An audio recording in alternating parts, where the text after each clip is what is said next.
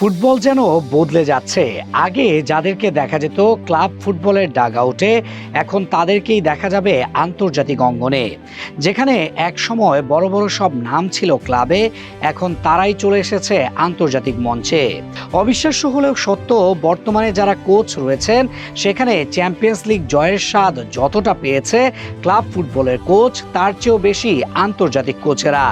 2026 বিশ্বকাপের পর ফ্রান্স জাতীয় দলের কোচের দায়িত্ব থেকে সরে দাঁড়িয়েছেন দিদিয়ের দেশো।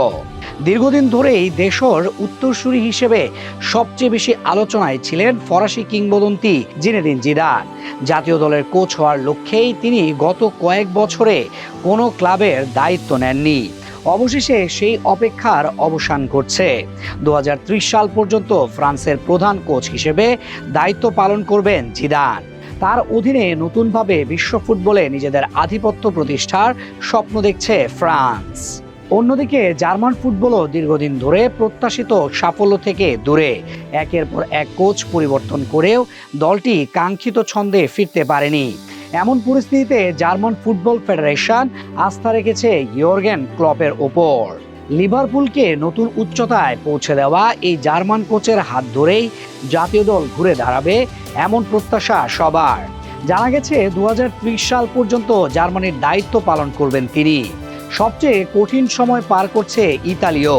4 বারের বিশ্ব চ্যাম্পিয়ন হলেও 2014 সালের পর আর কোনো বিশ্বকাপে জায়গা করে নিতে পারেনি আজ্জুরিরা। 2020 ইউরো জয়ের পরও ধারাবাহিকতা ধরে রাখতে ব্যর্থ হয় দলটি।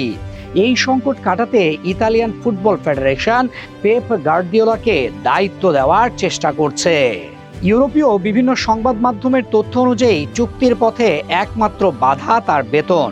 সেটি সমাধান হলে আগামী বিশ্বকাপ পর্যন্ত ইতালির কোচ হিসেবে দায়িত্ব নিতে পারেন এই স্প্যানিশ কৌশলবিদ।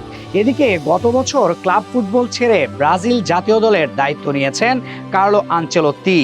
ইংল্যান্ডের ডাগআউটে আছেন থমাস টুখেল। অর্থাৎ ইউরোপের ক্লাব ফুটবলে দীর্ঘদিন সফলতার সঙ্গে কাজ করা কোচদের অনেকেই এখন জাতীয় দলের দায়িত্ব গ্রহণ করছেন।